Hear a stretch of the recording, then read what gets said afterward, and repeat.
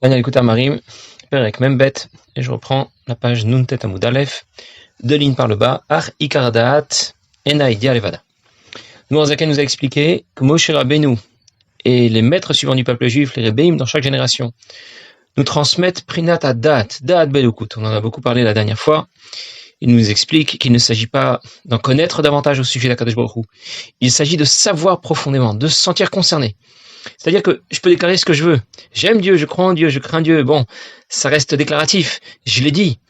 Mais je n'aurai pas vraiment conscience tant que je n'aurai pas fait l'effort d'y réfléchir. Da'at, c'est ça que l'on appelle da'at, c'est-à-dire prendre conscience que c'est la réalité. Si je rentre par exemple dans un local qui est sous vidéosurveillance, si je contacte un service client et que j'entends que la conversation est susceptible d'être enregistrée, bon, je sais déjà que je vais devoir bien me tenir, que je vais devoir parler convenablement. Je peux pas faire le malin, parce qu'il y a un œil qui regarde, il y a une oreille qui écoute. Quand je suis tout seul, c'est pas toujours le cas. Je peux oublier que Dieu me regarde, je peux oublier qu'il m'écoute. Et bien sûr, ça demande un effort d'en prendre conscience. Un effort pour intégrer cette conscience du divin, et c'est ce que nous apporte Moshe Rabbeinu. Moshe nous apporte cette conscience du divin. On va la retrouver dans les sirots, dans les ma'amarim, mais on ne la retrouve pas telle quelle. Quelqu'un pourrait dire, j'ai déjà appris des sirots, des ma'amarim, et j'ai toujours pas conscience de la présence de Dieu. Je sais que Dieu existe, je sais qu'il me regarde, je sais qu'il m'écoute, qu'il m'accompagne partout où je vais, qu'il compte mes pas, combien de fois j'ai respiré, je le sais, j'ai l'information, mais j'en suis pas vraiment conscient. Et voilà ce que Moshe nous apporte, voilà ce que tous les Rebbeim nous apportent, cette conscience du divin. Moi, je dois faire l'effort de l'intégrer. Sans Moshe pour m'apporter l'occasion de l'intégrer, j'aurais pu beaucoup y réfléchir et ça n'aurait pas fonctionné. C'est lui, c'est Moshe Rabbeinu, qui est le dépositaire de ce Da'at Elyon, de cette conscience suprême. Il nous l'apporte, il nous apporte cette conscience suprême du divin, cette connaissance suprême du divin, et ça suffit pas. Il me l'apporte, mais moi je dois faire l'effort d'intégrer cela. Je dois faire l'effort d'y réfléchir. Pourquoi ça suffirait pas? Parce qu'il y a des obstacles à lever pour s'imprégner de cette conscience du divin. Alors je vais déjà le lire dans les mots. Quand on parle de da'at, de ce que nous apporte Moshe Rabbeinu, on ne parle pas seulement de la connaissance. Quand on traduit da'at et qu'on dit connaissance, on est complètement à côté de l'idée dont parle ici l'Admor Zaken. Ce n'est pas Yedia Levada, ce n'est pas l'information. Chez Yeduk Dulat Hashem Ipis Farim, qu'on va connaître la grandeur de Dieu en étudiant dans des livres. Et là, Ekaru. Mais l'essentiel, c'est quoi? Leha Amik Dato Big Dulat Hashem. D'approfondir sa connaissance au sujet de la grandeur de Dieu. De s'investir profondément, investir profondément ses pensées avec beaucoup de courage, son cœur, son esprit, jusqu'à ce que ses pensées soient liées à Kadosh Baruch Hu. Je ne pense qu'à lui. Avec le lien qui m'attache à Kadosh Baruch Hu est si fort que comme quelqu'un qui peut voir quelque chose. Ça veut dire que c'est au point que le divin, c'est pas qu'une idée. Ça devient comme quelque chose de visible. Tellement j'y ai réfléchi, tellement j'y pense, que c'est comme si je pouvais le voir. Comme on raconte l'Admor Zaken qui, à la fin de sa vie, était allongé, et Rabbi Dovber, son fils, était à côté de lui. Et lui, Dovber, tu me crois, je ne vois plus la poutre qui est au-dessus de moi. C'est Dieu que je vois au-dessus de moi. À travers la poutre, bien sûr. Mais c'est plus la poutre. Ça veut dire qu'il avait une telle conscience du divin. On dit que l'Admor Zaken a appliqué, c'est lui-même appliqué tout ce qu'il nous enseigne dans le Tanya, parce que parfois quelqu'un peut faire de beaux discours, donner de beaux shiurim, mais il l'a pas peut-être toujours parfaitement appliqué. On dit de l'Admor Zaken qu'il l'a parfaitement appliqué. Cette conscience du divin, il l'avait lui-même. Kanoda shedat ou la shonit kashrut comme Adam Yada. Comme on sait bien, la Torah raconte au sujet de Adam Yada et Rava. Si on traduit, il a connu Rava, bon, il la connaissait pas, ils ont fait connaissance. Qu'est-ce que ça veut dire? Dat, ça veut dire il s'est lié à elle. It kashrut, il s'est attaché à elle. On raconte qu'un jour, devant l'entrée de la yeshiva de Kfar Chabad, il y avait des travaux. Et les ouvriers étaient là en train de remplir la bétonneuse avec du sable, de l'eau, etc. Et ils fabriquaient du béton pour pouvoir réaliser les travaux qui devaient être faits devant l'entrée de la yeshiva. Et donc, pendant l'heure de pause, les Bachurim étaient là, ils regardaient, et le Mashper Reb Shlomo Chaim Kesselman a saisi l'occasion, il leur a dit, vous voyez, lorsque vous regardez les ouvriers travailler, ça vous parle, c'est impressionnant parce qu'on n'est pas l'habitude de voir ce genre de choses. Vous vous intéressez à ce qui se passe, même lorsque vous allez quitter l'endroit et vous allez encore avoir devant vos yeux l'image de ces ouvriers qui travaillent. Eh bien voilà de quelle manière on doit s'investir, s'imprégner de la conscience du divin. Pas seulement y avoir pensé, y réfléchir et que cette idée nous reste gravée à l'intérieur comme quelque chose que je vois de mes propres yeux. Et bien sûr, ça demande des efforts. C'est pour ça que c'est là d'ailleurs toute la différence qu'il y a entre Chassidut Poulin C'est rapporté dans l'Écoute d'Iborim, la différence entre Chassidut Poulin et Chassidut Chabad. On raconte que lorsque les élèves du Maguid de Mezrich, après que Rabbi Menachem Mendel Mivitebsk soit parti en Eretz Israël avec Rabbi Avraham Mikalisk, eh bien, les autres élèves du Maguid de Mezrich se sont partagés les différents pays, l'Ita, la Russie et d'autres contrées, et l'Admour Azaken a reçu justement l'Ita et la Russie. Et puisque le tzaddik Rabbi Shlomo Mikalin avait l'habitude de rendre visite à certaines villes dans la région où se trouvait l'Admour Azaken, il a été autorisé à continuer. Et puis, le temps a passé, et Rabbi Shlomo Mikalin a voulu s'installer de façon plus fixe à Bishinkovitz. Et la ville se trouvait dans la région qui était gérée par l'Admour Azaken. Alors il a bien sûr demandé son accord. L'Admour Azaken a accepté à 3 conditions, mais je vais vous dire seulement la dernière qui nous intéresse. La 3e condition, c'est que il fasse en sorte que ceux qui lui soient attachés, ces chassidim, Rabbi Shlomo Mikalin, ne se contentent pas de suivre le tzaddik, mais qu'ils vont s'investir dans la voie d'Hashem, faire un effort. Cette condition, Rabbi Shlomo Mikalin ne l'a pas acceptée. Pourquoi? Parce que dans son idée, comme dans l'idée de Chassidut Voalin et Poulin, eh bien, tzaddik bemunato yichye, c'est le tzaddik qui fait vivre ses mekoucharim, qui fait vivre ses chassidim. Lui fait des efforts, et ses chassidim le suivent. Ils n'ont pas à faire trop d'efforts. Ils doivent juste le suivre et être présents, être avec lui et l'accompagner. Mais c'est le rabbi seulement qui fait des efforts. Un chassidut Chabad, l'Admour Azaken exige, l'Admour Azaken veut que chacun de nous fasse des efforts. En l'occurrence ici, faire des efforts pour comprendre, pas seulement comprendre, pour être conscient de la présence de Dieu qui est devant moi. Moshe Rabbeinu nous transmet cette conscience, mais moi je dois faire l'effort d'y arriver par ma propre réflexion. Ce que dit tout de suite l'Admour Azaken, ve'koarze umidazo. Cette faculté, les kasher dato b'Hashem, d'être conscient de la présence de Dieu. Yesh bechol nefesh b'Beit Israël. Chaque juif l'a en lui. Il doit juste faire l'effort d'exploiter l'occasion que lui donne Moshe Rabbeinu, de prendre conscience de la présence de Dieu. Et c'est ce que lui apporte Moshe Rabbeinu, binikata minishmat Moshe Rabbeinu alav shalom. C'est Moshe Rabbeinu qui le lui apporte. Ça veut dire que nous avons dans notre neshama un point de connexion avec Moshe Rabbeinu. C'est ce que l'on peut appeler nitzutz chez Moshe Rabbeinu, l'étincelle de Moshe Rabbeinu qui brille dans notre neshama. Chacun porte en lui. Et c'est elle qui fait le lien avec Moshe Rabbeinu. C'est ce qui lui permet d'établir cette connexion qui lui apporte Prinatadat, cette conscience du divin, mais c'est pas suffisant. Ensuite, il va falloir tout de même y réfléchir, parce que des obstacles peuvent venir se dresser. L'obstacle peut venir du corps, mais il peut aussi venir, le corps on aurait deviné, mais il peut aussi venir de la neshama, du fait du shoresh de notre neshama, parce que parfois, du fait du shoresh de la neshama, quelqu'un serait moins sensible à ce que va lui apporter Moshe Rabbeinu. Quand quelqu'un, par exemple, se lève le matin, il peut d'abord penser à Dieu qui le regarde, qui lui sourit lorsqu'il dit Modéani, qu'il se lave les mains. Ou bien, il peut penser à aller se brosser les dents, à changer ses chaussettes. Il pense pas à Dieu avant d'avoir passé un certain temps.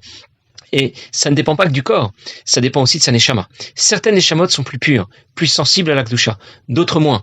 Je vais vous donner un exemple. Nous avons tous au départ un capital physique, un capital santé, qui est plus ou moins important. On peut l'entretenir, ou bien on peut l'affecter par notre comportement, par notre hygiène de vie. Quelqu'un qui va fumer, boire, etc. va affecter son capital santé. Ou bien il peut au contraire avoir une bonne hygiène de vie et l'entretenir. Eh bien c'est un peu pareil pour la neshama. Nous avons tous au départ un capital nishmatique, si on peut dire. Nous avons obtenu une neshama.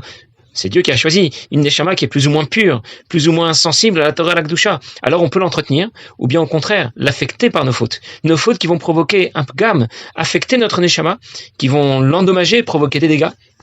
Et même si l'on a fait des fautes et qu'Hachem nous a pardonné, ces dégâts, il faudra les réparer. Et après ça, on ose encore demander ou se demander, comment ça se fait que je ne suis pas si réceptif, je suis si peu réceptif au divin? On m'en parle tellement, et pourtant après ma journée de travail, je m'aperçois que j'ai même pas pensé à lui plus de 10 secondes. Et on a compris donc qu'on va attendre de nous des efforts à ces 2 niveaux. C'est ce que l'Admour Azaken va appeler tout de suite, on va le lire dans les mots, il y a Giat Bassar et Giat Nefesh. Je vais déjà le lire. Rak Machar Shenit Labsha Nefesh Begouf. Une fois que la Neshama vient s'introduire dans un corps, elle va devoir faire des efforts, et des efforts qui sont doubles, ça veut dire à 2 niveaux. Hachat et Giat Bassar. Un effort plus physique, on va parler de Levatesh et Agouf. On en a déjà parlé dans Parek Raftet. Je vais d'abord terminer de lire et je vais reprendre. L'Arnio, briser le corps, le soumettre chez le Yarshich alors à Nefesh, pour qu'il ne vienne pas obscurcir la lumière du Nefesh, de la Neshama, comme on a expliqué plus haut Beshama Zohar, au nom du Zohar des Goufa de l'Osalik Benora d'Ishmatam Vachinle. Si la flamme de la Kedusha de la Neshama ne prend pas sur le corps, eh bien il faut le briser en petits morceaux.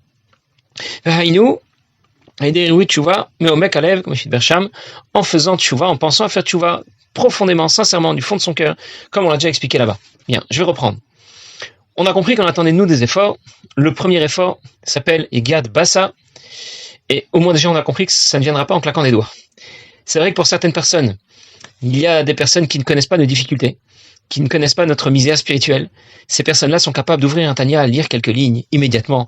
Ils prennent conscience de la présence de Dieu, ils sont tout feu tout flamme, ils peuvent commencer à prier. Bon, tant mieux pour eux. Mais pour la plupart d'entre nous, nous ne sommes pas là. Nous allons devoir faire des efforts à deux niveaux, au niveau du gouffre et au niveau du nefesh. Alors ce que la Nourazakan appelle Igad Bassar ici, on en a déjà parlé dans Perek Raftet. Nous avons expliqué de quelle manière nous briser notre ego lorsqu'il prend trop de place. De cette manière, on sera plus réceptif à la Torah, à la Kedusha. Ici, la Nourazakan l'évoque en quelques lignes. Mais nous avons déjà parlé, je le reprends rapidement.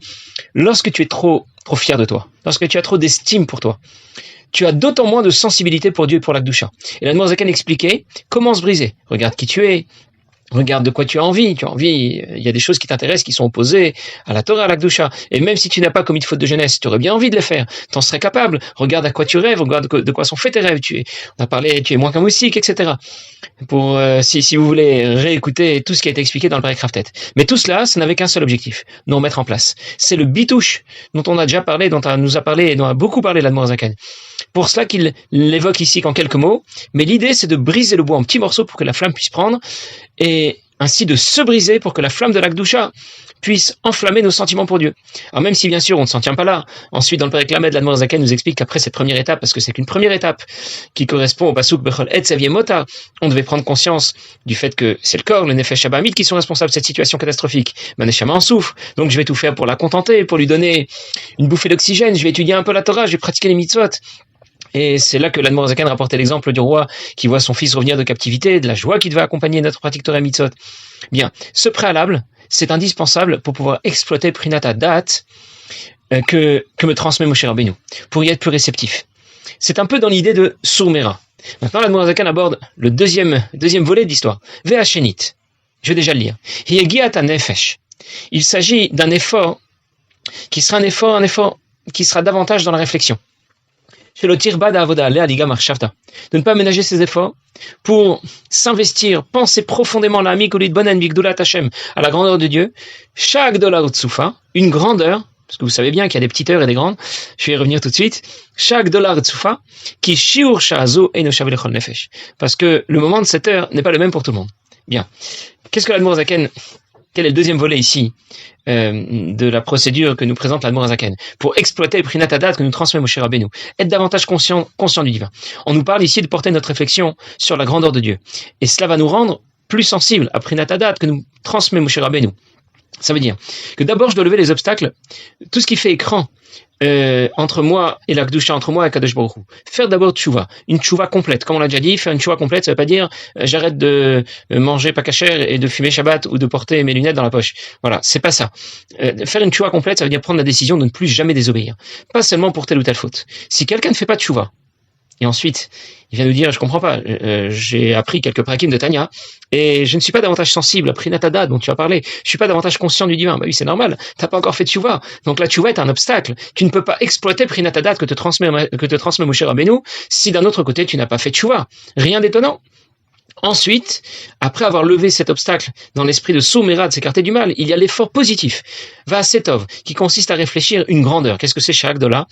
Bien sûr, il n'y a pas de petites heures et de grandes heures. Une heure, c'est une heure. Mais ici, le Mosha ne veut pas dire une heure.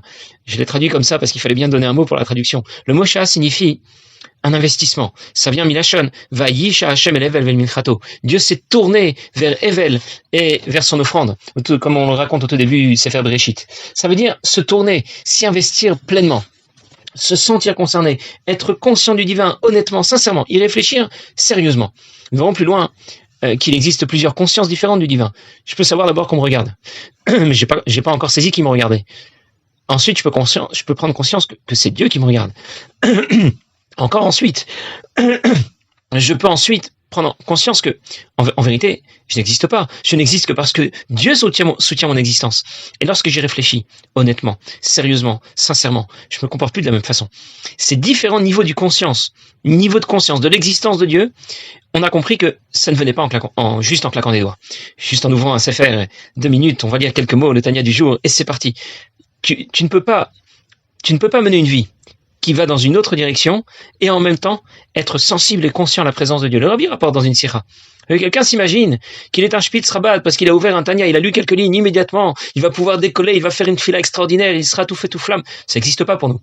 Peut-être il y a des gens pour qui ça existe, mais ces choses-là demandent des efforts, demandent un investissement. Alors bien sûr, il y en a qui ont une neshama plus fine et plus pure, qui s'y prêtera davantage. Il y a des âmes plus pures, dès qu'elles vont réfléchir à la grandeur de Dieu et à la yira ou fachad Hashem, immédiatement elles seront saisies de crainte de Dieu. Dans Shulchan Aruch, l'Admor Hazaken rapporte les mots du Shulchan Aruch. Quelqu'un réfléchit.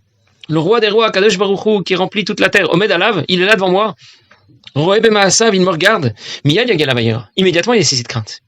Mais si on n'en est pas là, si notre nefesh n'est pas suffisamment pur et sensible pour pouvoir ressentir une chose pareille, alors yesh nefesh falabetiva vetolata. Il y a une âme qui sera dans sa nature moins haute, moins pure, même korchotzom, madrigot tartonot, yotsur d'Asia, parce que son origine spirituelle est moins haute. Elle vient des 10 firotes du monde d'Asia, vetochalim tzom marshafta et le kout, qui me couche vchoska. Et elle ne pourra développer sa conscience du divin qu'avec beaucoup de difficultés. Ou biprat, encore plus. Si non seulement l'origine spirituelle de sa neshama n'est pas des plus hautes, mais en plus, si en plus il a fait des fautes, alors Avonot Mavdilim, des fautes de jeunesse, alors ces fautes font écran entre lui et Kadosh Baruch Hu. Et alors quoi? Il s'étonne que lorsqu'arrive une fête, Pessah, Shavuot, Sukkot, il ne leur sent rien, Purim est passé, il a fait un beau festin, il a écouté la Megillah, et c'est passé, et puis il n'a rien vécu, aucune expérience particulière, rien, c'est passé, que c'est rentré d'un côté, c'est ressorti de l'autre, et on passe à une autre fête.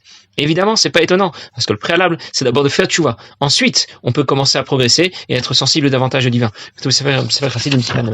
Comme c'est écrit là-bas, dans Sefer Chassidim. Mais on a compris en tout cas que tout cela va nous demander un investissement, des efforts. Bien sûr, Moshe Rabbeinu, le Rabbi dans chaque génération nous aide. Bien sûr qu'on est assisté tout de même, mais les efforts doivent venir de notre part, de notre fait. On doit s'y investir sérieusement, honnêtement, pour développer cette conscience du divin. Passez une bonne journée.